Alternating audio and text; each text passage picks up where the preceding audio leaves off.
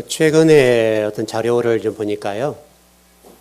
우리나라의 무속인의 숫자가 100만 명에 육박했다. 그런 기사를 본 적이 있습니다.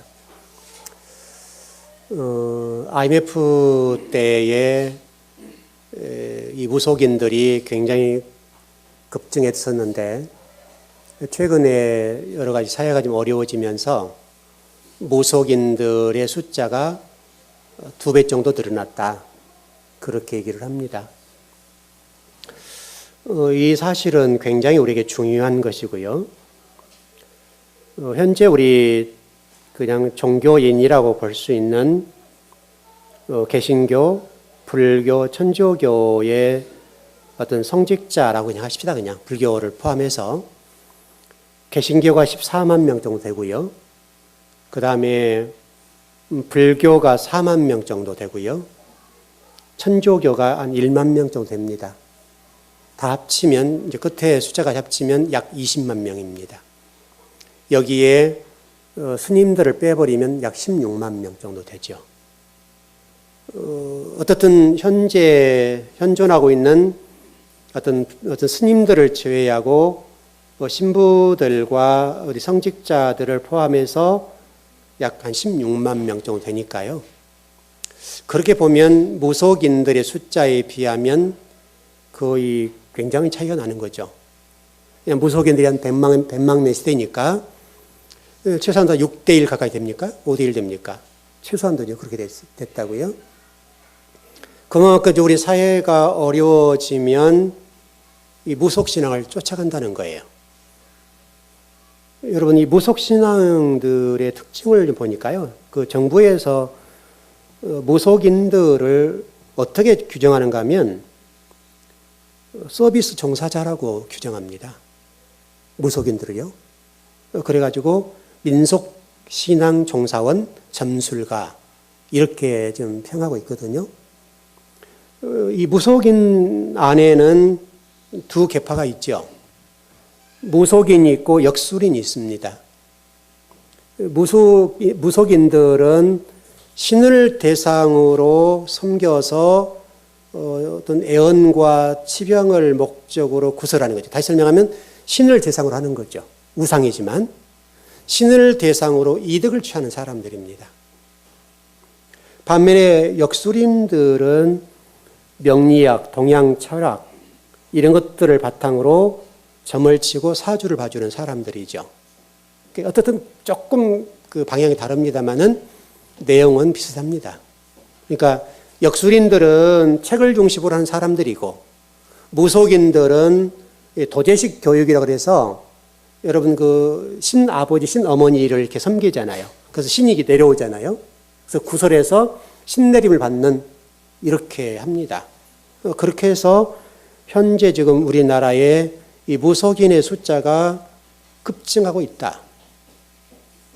이게 굉장히 주목해 볼 필요가 있어요. 그러니까 무속인이 100만 명 시대라 본다면 거기 딸린 사람들 얼마나 많겠어요. 그러니까 실질적으로 가는 이 어떤 개신교나 천주교회의 영향력보다도 이 무속인들의 영향력이 5배에서 6배가 세다는 거예요. 그만큼 우리가 노출되어 있는 게 뭐냐면 한국 사람들의 정서에 무속적인 것이 이게 깔려 있다는 거죠. 이게 굉장히 주목해 볼 필요가 있어요. 그런 측면에서 우리가 이 설교를 하는 목회자들 입장에서 보면 우리들이 설교를 할 때 되게 어떤 설교를 하게 되냐면 이런 무속적인 것을 바탕에 깔고 설교를 하고 있다는 거예요. 이게 무서운 거예요. 그만큼 우리가 지금 저변이 이렇게 무속적인 배경을 깔고 민속신앙이라는 틀 속에서 우리가 신앙하고 개신교회의 성도고 목회자이지만은 그런 상당히 많은 부분들은 성경의 근거가 아니라 이런 무속적인 관점에서 설교가 되고 있다는 거예요. 여러분, 나중에 제가 계시록을 공부할 때 구체적으로 좀 가르쳐 드리겠습니다만은 이게 무서운 거예요, 여러분. 제가 지금 계시록 13장을 이게 좀 정리하고 풀어가고 있는데요. 아마 이 십계명 강해가 앞으로 한 7번에서 8번 정도 살 겁니다. 그렇게 할 거고, 지금 계시록 13장까지 나가려고 이제 우리 9장 하다가 말았거든요. 그래서 한 1년 정도 좀 걸릴 거라 보는데요. 1년 후에 2018년도 끝 무렵에 아마 13장 정도 나가지 않겠나 보는데요. 그때 아마 이게 얼마나 무서운 것인지 배우게 될 겁니다. 이 무속적인 신앙이 강단에 배경적으로 깔려 있으니까 우리가 스며 있다는 표현이 맞겠죠. 우리가 신앙생활하고 우리가 종교적인 관점에서 우리 성도들이 신앙하고 우리 목회자도 신앙을 하는데 놀랍도록 그 안에 보이지 않는 뭐가 있는데 그게 무속적인 것이 너무 많다는 거예요. 무서운 거예요, 여러분. 우리 안에. 그래서 지금 우리 설교들을 들어보면 이런 무속적인 관점으로 예수 그리스도를 소개해요. 물론 그 자본주의 논리의 근거에서 나오는 설교도 있습니다만은 현재 우리 강단에서 흘러내려오는 설교가 상당히 무속적이란 말이에요. 여러분들은 별로 놀라지 않을지 모르지만 저 같은 경우는 제가 계시록 13장을 풀었으니까 풀고 있고 지금 앞으로 풀어나갈 건데 너무너무 충격이에요.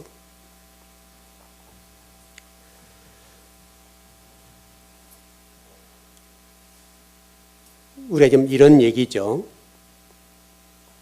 우리가 초대교회나 구약 성경, 구약 시대를 보면 신앙의 핵심이 여러분 뭐였습니까? 이스라엘 백성들이 목숨처럼 여겼던 게 뭐예요? 이스라엘 백성들이 목숨처럼 사수했던 게 뭡니까, 여러분? 여러분, 예루살렘 성전이에요. 예루살렘 성전이에요. 그 사람들에게 있어서 예루살렘 성전은 뭐로 대체되는 거냐면 하나님으로 대체된 거예요. 원래 예루살렘 성전 핵심은 누구예요? 하나님이 맞지요.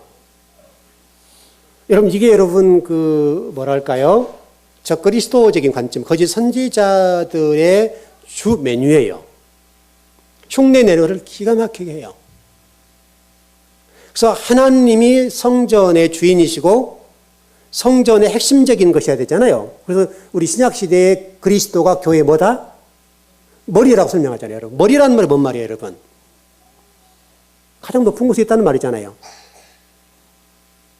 어쨌든 이 구약시대와 초대교회에 여러분 종교적인 탄압이 많이 있었죠. 그 시대의 핵심적인 게 뭐냐면 예루살렘 성전의 문제였어요. 여러분 헤롯 성전이 굉장히 오랜 시간 동안 지어졌어요. 60몇 년 정도 지어졌어요. 그들이 어떻게 생각하는지 아세요, 여러분? 이제 됐다. 솔로몬 성전이 무너지고 수르바벨 성전이 무너지고 헤롯 성전이 지어질 때 이스라엘 백성들의 신앙 고백이 뭐냐면 하나님 됐어요. 왜? 하나님이 세워졌으니까. 하나님 아닌 예루살렘 성전, 헤롯 성전이 세워졌기 때문에 이스라엘 백성들이 그 헤롯 성전을 보고 하나님 그랬다고요. 실질적으로 하나님 부른 게 아니라 가짜 하나님 부른 거죠. 그래서 예수님께서 뭐라고 말씀하셨어요? 돌 위에 돌 하나가 남지 않을 거다. 그래서 로마가 이렇게 쳐들어왔을 때 여러분 모든 로마인들의 군인들이 헤롯 성전을 파괴할 때 무너뜨릴 때 돌 하나하나를 다 뒤집었어요. 왜? 그 안에 금이 들었다고 생각했어요. 그래서 돌 하나 쌓은 것, 그 모든 것들 다 뒤져버렸어요.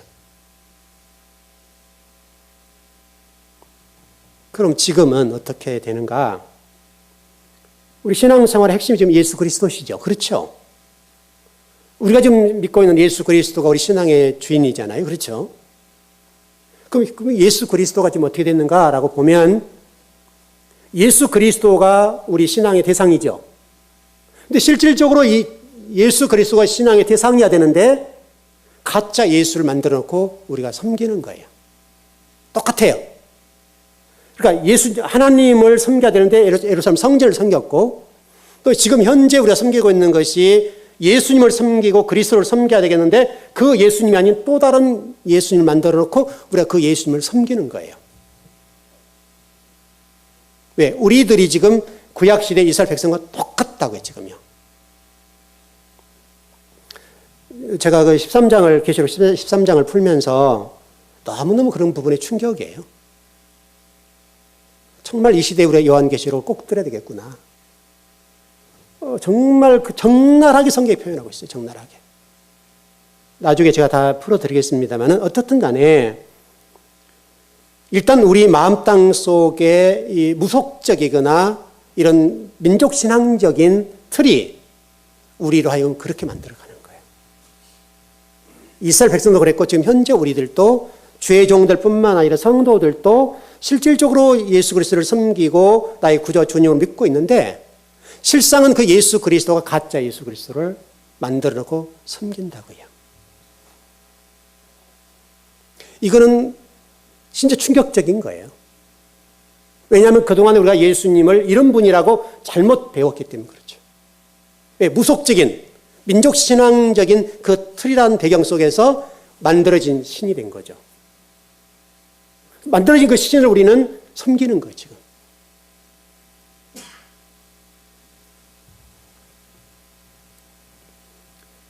결국 우리가 이렇게 된 것은 제가 계속 여러분 전했습니다만은 우리 마음 땅에 더러운 영으로 채워져서 그래요. 더러운 영으로.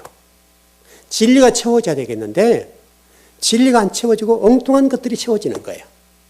무속적인 길흉을 설명해주고 여러분 무속이라고 하는 관점이 신을 대상으로 이득을 취하는 자들이잖아요, 여러분. 그럼 우리 강단에서 주의 종들이 하나님 영광을 받으셔야 되는데 그 강단에서 진리를 전하고 예배를 인도하면서 이득을 취하려고 그러는 거예요. 성도들도 같고 성도들도 신앙생활 하면서 그 예수 그리스도 그분을 통해서 내가 어떻게 주님을 섬길까라고 생각을 하지만 실질적으로는 그분을 나의 이용의 대상으로 삼고 그래서 그분을 통해서 내가 이득을 보려는 거예요.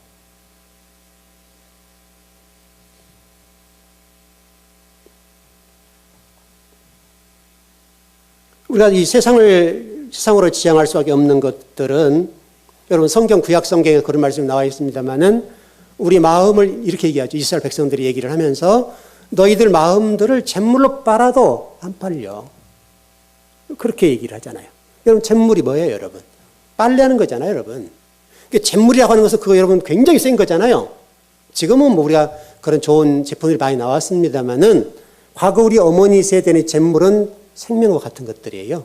빨래하는 일에 있어서는. 그런데 그 잿물이라고 하는 것으로 우리 몸을 빤다 하더라도 안 된다라고 얘기를 한단 말이죠. 그래서 저와 여러분들이 노력을 해도 안 되는 것이 바로 그런 부분인데 하나님이 그래서 제가 여러분의 전번에 좀 설명을 드렸던 대로 라다프 하신다. 또 나하프 하신다. 그렇게 말씀을 드렸죠, 여러분. 라다프라는 단어는 추적하신 하나님. 제가 주일날 설명을 했었어요. 추격하신 하나님. 뭘 추격하다는 거예요? 우리 마음 땅 속에 가짜 하나님을 섬기고 가짜 예수 그리스도 가득 채워진 그것들을 하나님 제거하기 위해서 추적하시는 거예요. 그리고 반드시 우리에게 진짜 예수 그리스도를 구주와 주님으로 섬길 수 있도록 우리를 이렇게 인도해 주시는 거예요. 얼마나 큰 복인지 몰라요. 동시에 그러면서 나하프라는 단어를 여러분 썼잖아요. 우리 수요 금요일에 공부할 때 나하프라는 단어가 여러분 성경에 2번, 3번밖에 안 나와요. 신명기하고 창세기 1장에 나오는데요. 한 2번 정도, 3번 이거밖에 안 나와요. 근데 여러분 창세기 1장 2절에 보게 되면 수면 위에 신이 운행했다 이런 말이 있잖아요. 운행했다. 운행했다는 말이 라하프라는 단어예요. 여러분들은 제가 지난 금요일에 공부했던 것처럼 하나님의 영이 성령이 물 위에 이렇게 막 뛰어다니든지 이렇게 축지법을 쓴다든지 날아다니는 느낌이잖아요. 우리가요. 수면 위에 운행하셨다라고 되어 있기 때문에 그동안 우리가 그렇게 이해를 했었어요. 그럼 운행하신다는 이 라하프라는 단어는 전혀 달라요. 무슨 얘기냐면 하나님이 이스라엘 백성들을 어떻게 하시냐면 여러분 그 출애굽 과정 속에 설명했던 것처럼 내가 너를 하나님을 사람 만들어서 가장 안전한 곳으로 내가 데려갈 거야. 독수리 똑같은 얘기죠. 독수리 날개 아래 품었던 이스라엘 백성들 내가 업었다. 그 단어예요. 그 업었다는 과정 속에 여러분 생각해 보세요. 여러분 독수리가 여러분 그 하늘의 제왕이잖아요. 제왕인데 여러분 제가 칼럼에도 좀 썼을 건데 한번 봐보세요 여러분. 독수리의 새끼를 여러분 그 부화하고 가시밭 위에다가 여러분 부화를 하잖아요. 가시를 물어다가 부화를 하고 털로 덮었다 하는데 성장하면서 여러분 털을 뽑아내는 거예요. 없애버려요. 왜? 독수리는 제왕이니까. 제왕으로 성장하기 위해서는 그런 고통을 이겨내야 된다는 거예요. 그리고 여러분 독수리 새끼들이 어떻게 양육됩니까? 훈련됩니까? 독수리 예미가 그 새끼들을 물어서 높은 곳으로 올라가 떨어뜨리잖아요, 여러분. 그리고 날개 이슬에서 이 근육을 아주 강하게 만드는 거예요. 그리고 땅에 떨어질 쯤에 딱 낚아채잖아요, 여러분. 계속 그렇게 반복하는 거예요. 바로 그게 뭐냐면 라하프라는 단어예요. 하나님은 저와 여러분을 그렇게 운행하세요.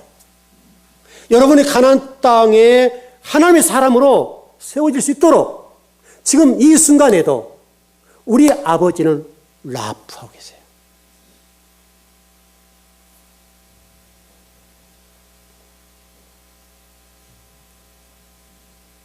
여러분들은 이 부분이 얼마나 강하게 와 닿을지는 모르지만은 출애굽 과정으로 이것을 설명을 해요. 하나님이 저와 여러분을 생명의 보자기로 이렇게 싸서 옮기는 것 같은 그것이 뭐냐면 라프, 운행하시다.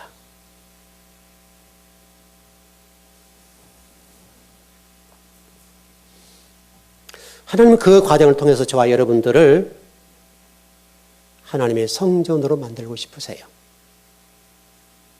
그래서 여러분 예수님께서 그 헤롯 성전을 무너뜨리는 거예요.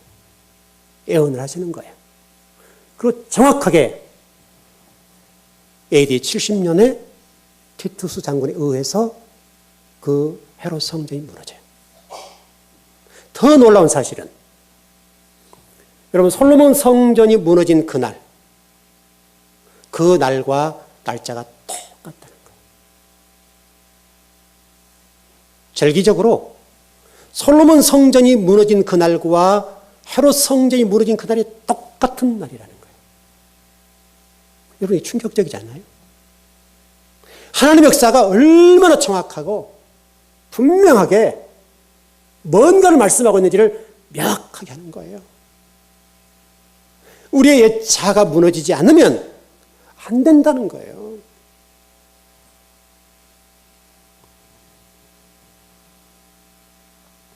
그렇게 될 때에 저와 여러분이 의인이 되고 그 의인을 통해서 주님은 영광을 받고 싶으세요. 그것을 야다라고 얘기를 해요. 말씀이신 그리스도를 설명하고 그 그리스도는 성령이시고 그 성령님은 말씀이고 그렇죠, 여러분? 말씀이라고요. 이것을 말씀이라고 말씀할 뿐만 아니라 그건 생명이다라고 요한복음 6장 63절에서 설명을 해요. 그 그리스도가 우리의 생명이고 말씀이고 성령이시다. 저와 여러분의 생명은 그리스도예요. 결국은 제가 좀 그 헬라어 단어를 써서 죄송합니다만은 하기오스 푸뉴마 상태로 저와 여러분들을 끌고 가시겠다. 하기오스. 깨끗한 영. 깨끗한 상태로 끌고 가겠다. 원래 제가 지난 주일날 설명을 드렸던 대로 천지 창조 시에 우리 마음 땅이라고 하는 것은 퓨뉴마라고 그랬죠, 여러분. 중간지대라고 그랬다고요. 이 중간지대에 뭐를 입힐 것이냐. 이 문제를 다루는 건데 창세기에서는 뭐를 입혔습니까, 여러분? 선악 지식을 입혀버린 거죠. 받아들인 거죠. 그래서 우리 모두가 선악 지식, 알카, 달톤, 퓨뉴마. 그래서 우리가 카르의 상태가 되어서 선악 지식이 우리를 지배하는 거죠.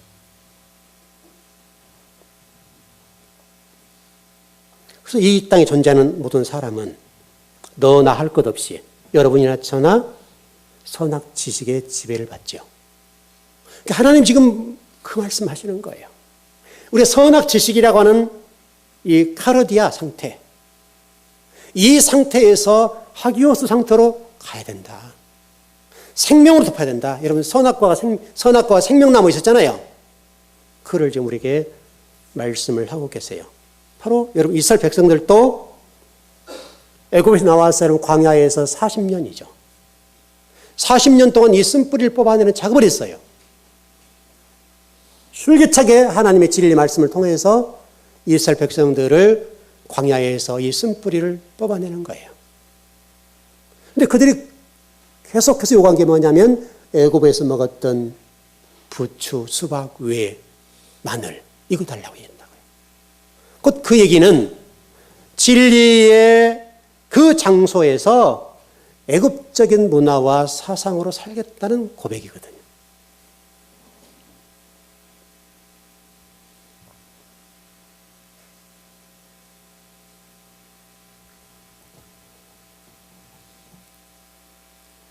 여러분 창세기 1장 2절에 혼돈과 공허와 흑암이라고 하는 이 무정경 상태에 있었을 때 우리 주님은 어떻게 일하셨습니까? 생명의 빛으로 진리의 빛으로 우리에게 저녁이 되며 아침이 되는 은혜를 주셨어요. 이건 보통 은혜가 아니에요. 원래 우리는 무정경 상태, 여러분 제가 성막으로 얘기를 해서 설명을 드렸던 것처럼 지성소와 성소와 성전들 아래에 있는 게 뭐냐면 창세기 1장 2절이에요. 바다. 바다는 이방인이고 하나님과 관계없는 사람들이에요. 바로 이 사람들에게 주님 뭐라고 말씀하신가 하면 내가 너에게 진리의 빛으로 생명의 빛으로 끌어올릴 거야. 그리고 라하프라는 단어를 써서 내가 그렇게 안전하게 끌고 갈 거다. 이렇게 말씀하세요. 여러분 세례 요한이 여러분 예수님과 관계 속에서 이렇게 말씀하시죠. 그분은 흥해야 하고 나는 쇠하여야 하리라. 여러분 이게 무슨 말이에요, 여러분? 세례 요한이 지금 얘기하고 있는 게 뭐냐면 자신의 속사람은 망해야 된다는 거예요. 그리고 예수 그리스도의 그 마음으로 흥해야 된다는 거예요. 그래서 일전에 여러분 공부를 할 때 이렇게 좀 설명을 드렸죠. 그 세례 요한의 머리에 예수 그리스도의 머리를 붙였다. 여러분 성경이 정확하게 세례 요한이 여러분 소반에다 머리를 담아 오잖아요. 그 전까지는 예수님이 사역을 안 하세요. 신비하게도 세례 요한이 소반에 머리를 담아 온 그 순간부터서 예수 그리스도께서 사역 전반으로 뛰어들어요. 메시지를 전하는 거예요. 너희들이 사역하고 하는 사람을 살아갈 때는 그와 같아야 된다는 거예요. 우리의 몸은 그렇할지라도 우리 머리가 여러분 창세기 1장 1절에 이미 설명드렸죠. 베레시트라는 단어의 어근이 러시다. 러시, 꼭대기, 그리스도. 우리 머리를 바꿔놓겠다는 거예요. 여러분 이게 신앙생활이라고요. 여러분. 제가 여러분 일전에 이런 말씀을 드렸던 기억이 나는데 우리는 이런 얘기를 많이 하죠. 우리의 신앙 고백을 아버지가 받으신다. 받으시죠. 그러나 놀랍게도 우리의 혀는 어떻습니까? 뒤집어진다고요. 어느 순간이 되면 나에게 어려움이 오거나 내가 뒤집어질 때는 언제든지 주님을 부인할 수 있어요. 그래서 주님은 그것으로 안 믿겠다는 거예요. 여러분도 아마 인생을 살다 보면 주변 사람들과 더불어서 어떻습니까, 여러분? 분명히 약속했는데 어때요? 혀 뒤집어지잖아요. 금방 다른 말 한단 말이에요. 그럼 미쳐버리죠, 여러분.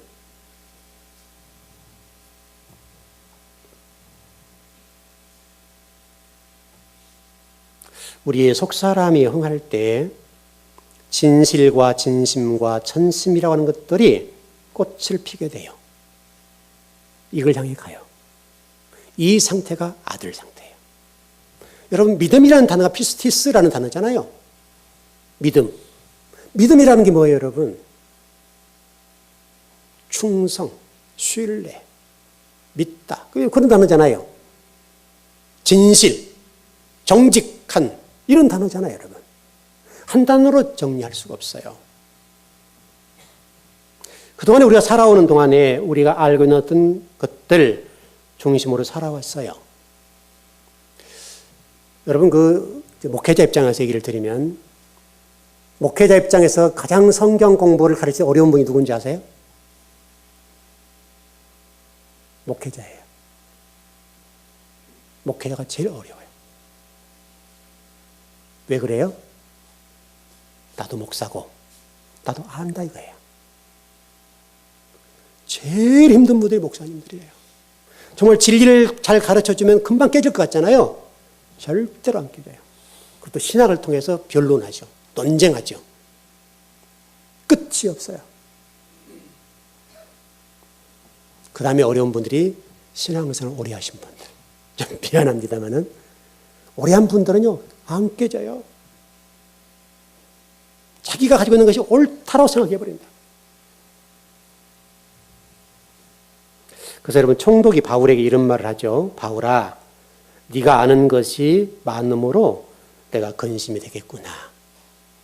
이렇게 얘기를 합니다.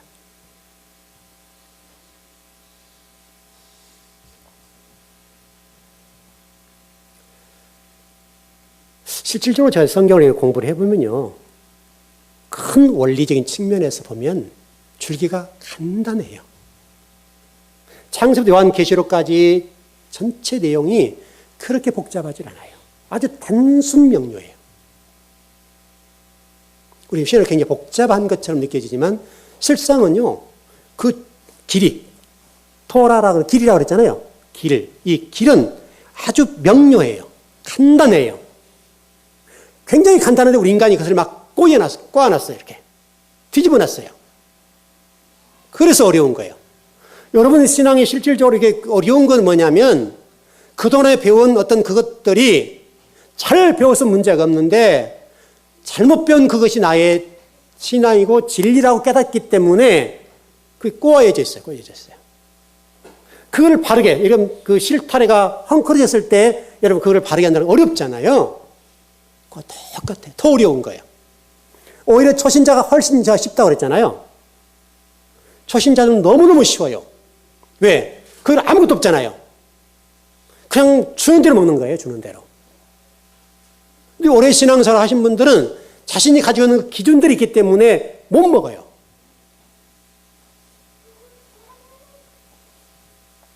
주님께서 여러분 십자가를 지실 때 뭐라고 그랬어요? 내 뜻대로 마옵시고 아버지의 뜻대로 되기를 원합니다. 내 뜻대로 마옵시고 아버지의 뜻대로 되기를 원합니다. 여러분 굉장히 중요한 고백이에요. 아버지고 주님이고 창조주시고 우리의 구주와 주님 되신 그분이 내 뜻대로 마옵시고 아버지의 뜻대로 되기를 원합니다.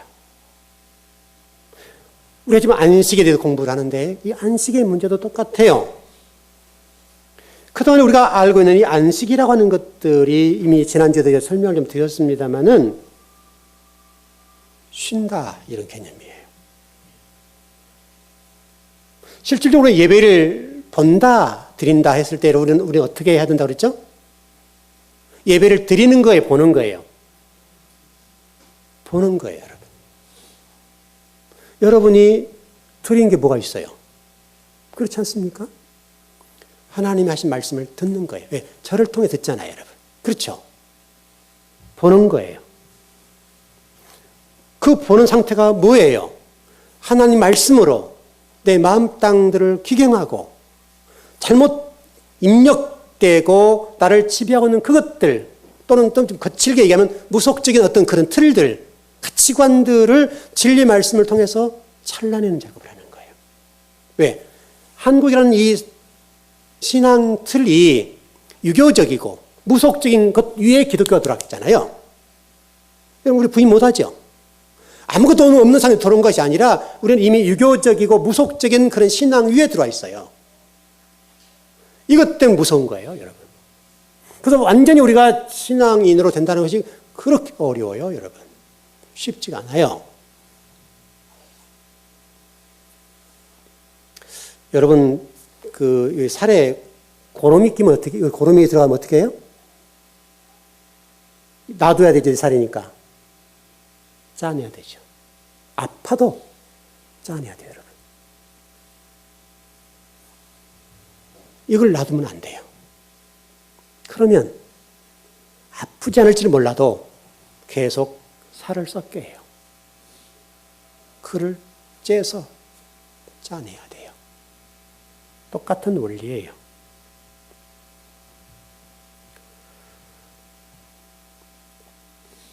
자, 그렇다면 좀 정리를 해보면요. 왜 그러면 우리가 이렇게 갈 수밖에 없는가? 왜 우리는 신앙생활을 오래 하는데 왜 우리가 변화가 되지 않는가? 그 부분을 다뤄보자고요. 여러분, 이데올로기라는 말이 있죠. 이데올로기. 여러분에게는 이데올로기가 있어요, 없어요? 있죠, 여러분. 이데올로기가 있단 말이죠. 이데올로기를 좀 풀어보면 합리화, 자기 합리화 이런 것들이에요. 바로 이 이데올로기가 나를 형성하는 기준이에요. 그래서 이것이 무서워요. 이게 이데올로기는 합리화를 시켜주는 시스템이에요. 여러분 정부를 보십시오. 대통령이 누가 들어서냐에 따라서 정책과 방향이 달라지죠. 보수적인 진영에서 올라온 대통령과 진보적인 입장에서 올라온 대통령이 그 자리에 서면 똑같이 가지 않죠. 뭐 때문에 그렇죠, 여러분? 바로 이 이데올로기 때문에 그래요. 그를 지탱하고 지배하고 있는 그 이데올로기가 뭐냐에 따라서 나라를 보는 관점이 달라지고 백성을 보는 관점이 다 달라져요. 여러분, 이스라엘 백성이 바로 이 문제로 아주 골머리 아팠어요. 잘못 심겨진 거짓 선지자들이 잘못 심겨준 그것이 이스라엘 백성들을 끌고 왔잖아요, 여러분. 7년 동안. 여러분, 여호수아 이후로 여러분 그 에스더가 등장할 때까지, 에스라가 등장할 때까지, 느헤미야가 등장할 이 기간 7년 동안에 이런 잘못된 이데올로기를 통해서 지배를 당했어요. 7년이에요, 7년. 여러분, 이 7년은 무서운 시간이에요, 여러분. 녹아들었어요.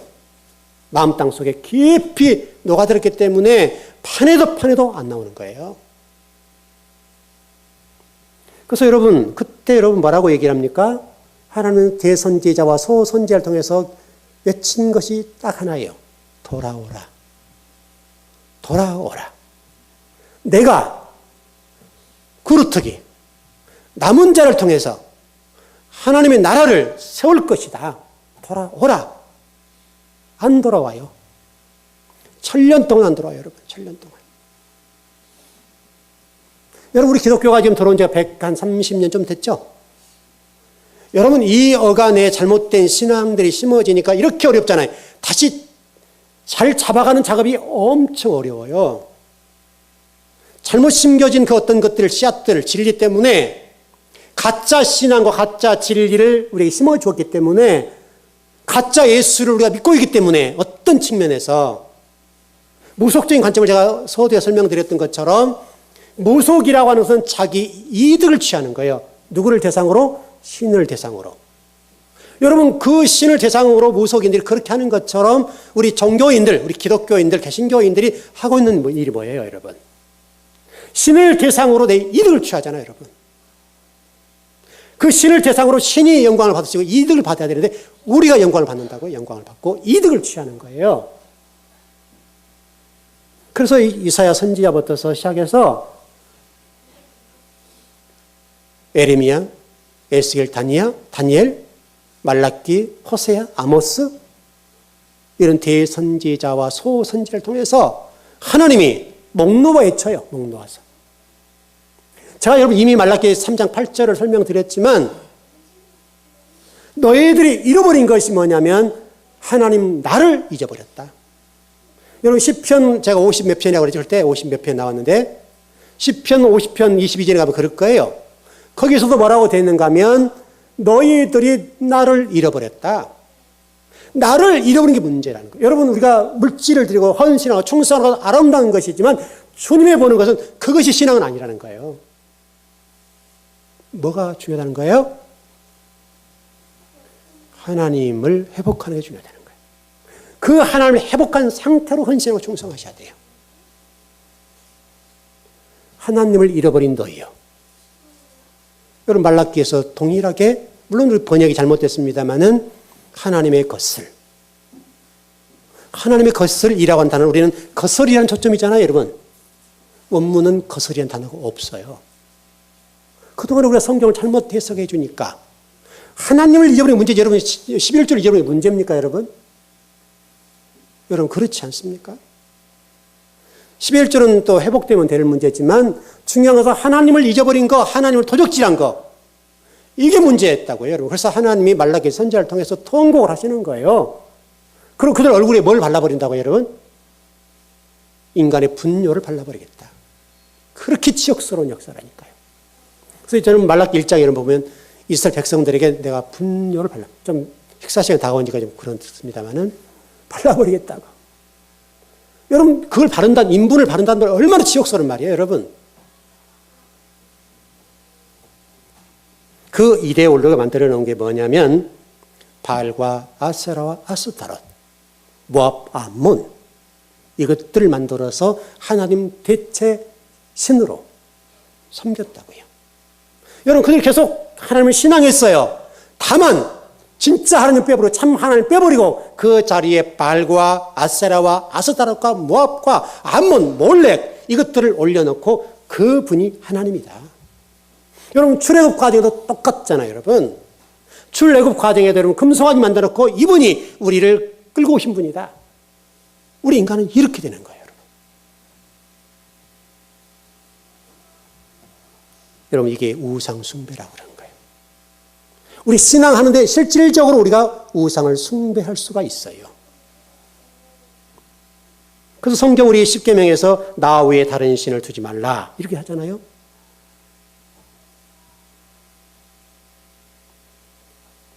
여러분 컴퓨터를 움직이는 게 뭐죠? 작동하게 하는 게 뭐예요?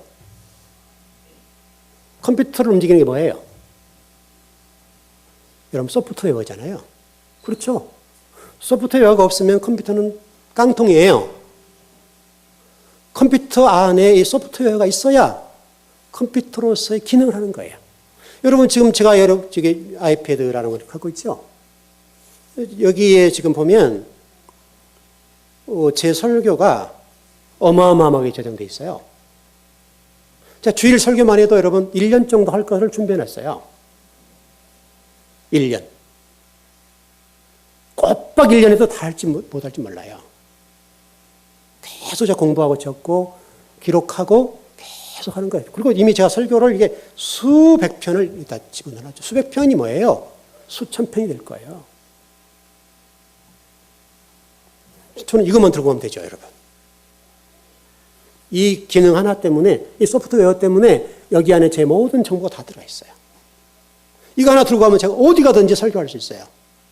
성경을 가르치는 거 몇 년이 가르칠 수 있어요.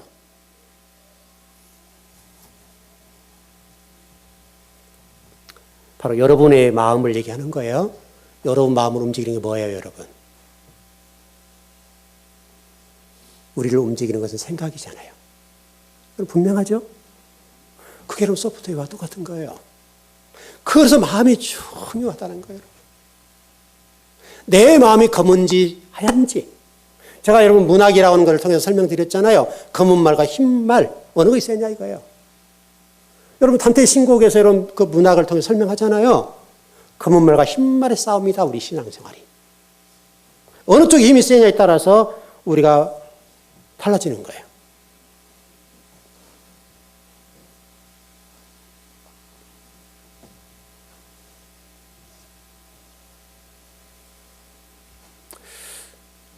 여러분과 제가 오늘 주일 성수를 하는데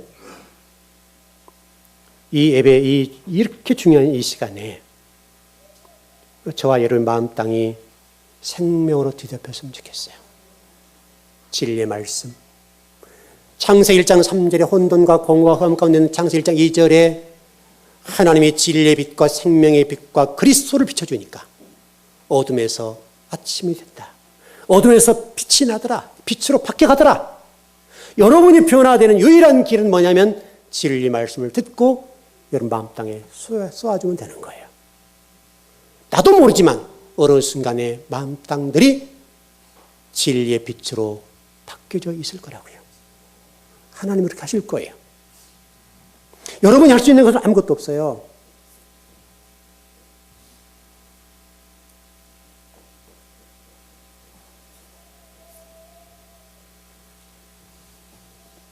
좀 한 구절만 좀 찾아보고 좀 마칩시다. 누가복음 11장 24절입니다.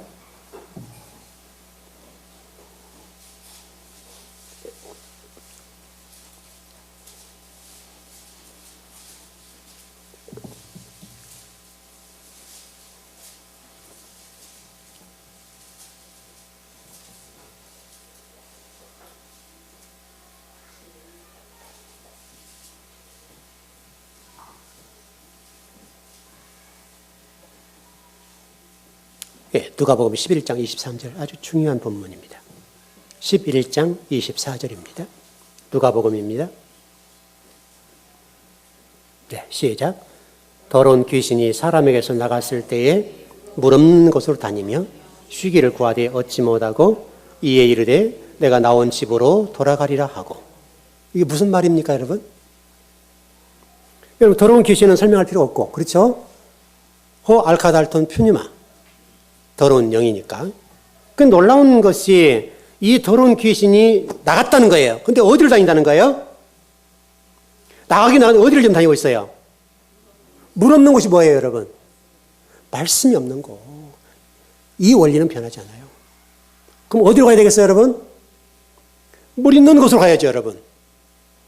여러분, 창세기 1장 2절에도 여러분, 그 수면이라는 단어를 보면요. 수면에서는 물들과 파임, 하나님 얼굴과 말씀이라니까, 여러분. 마임 단어와 파님이라는 단어를 써서 수면, 하나님의 말씀들과 하나님의 얼굴, 그런 단어예요, 여러분. 거기에 하나님이 라프 하시는 거예요.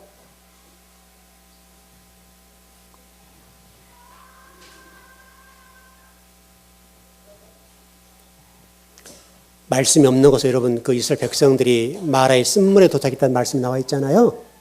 마라랑 똑같은 거예요, 여러분. 이게 다. 말씀이 없는 곳으로 사람들을 하기를 원해요. 물 없는 곳. 근데 놀랍게도 여기에 집이라고 되어 있는데 이 집이라고 하는 단어가 뭐냐면요. 오이코스예요. 오이코스라는 단어인데 이게 성전이라는 말이잖아요. 어떤 성전이겠어요? 귀신의 성전이라니까요. 귀신이 나갔는데, 더러운 영이 나갔는데 물 없는 곳을 다닌다. 근데 자기들이 가고 싶은 데 내가 나온 집으로 돌아가다. 그 집이 무슨 집이에요? 오이코스. 귀신의 성전이라니까요, 여러분.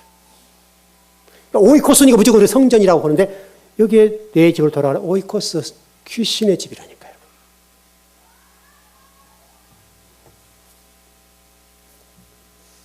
우리 즐거운교회 성도들은 말씀 있는 곳으로 들어가십시오. 여러분, 이건 생명처럼 여기셔야 돼요. 여러분, 말씀 없는 곳으로 가면 이와 똑같아요, 여러분.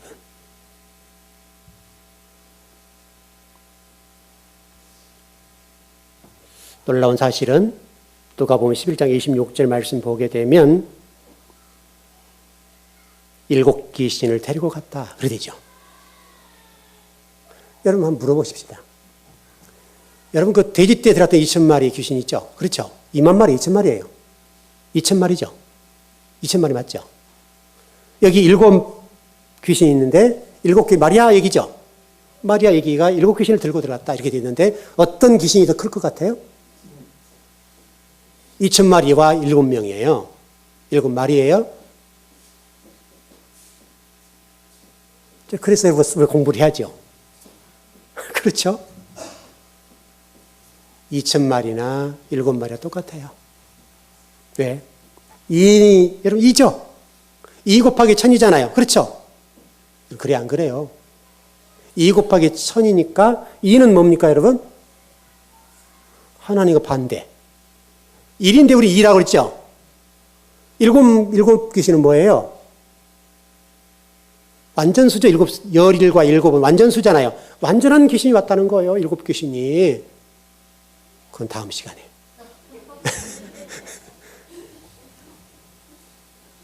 결론입니다. 여러분 영혼 속에 진리의 빛이 지배했으면 좋겠습니다. 그 진리의 빛이 여러분의 생명으로 인도했으면 좋겠습니다. 그 복을 누리십시오. 기도하겠습니다.